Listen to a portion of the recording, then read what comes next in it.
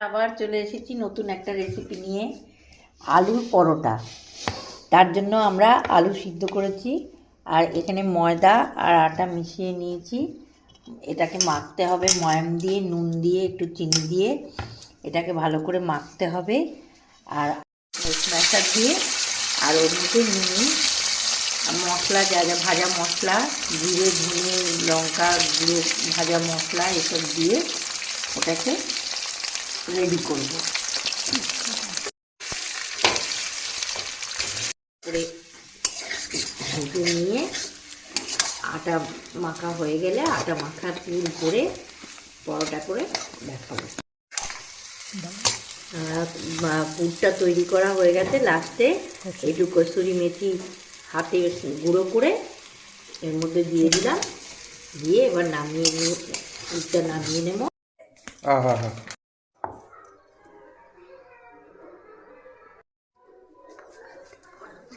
এবারে একটা রুটি বেলে নিলাম, রুটির মতো করে বেলে নিয়ে এবার পুরটা দেব। পুরটা ভালো করে চারিদিকে ছড়িয়ে দিয়ে এটাকে এবার বেলে নিয়ে চাটুতে দিয়ে এবার তেল ব্রাশ করে অল্প তেলে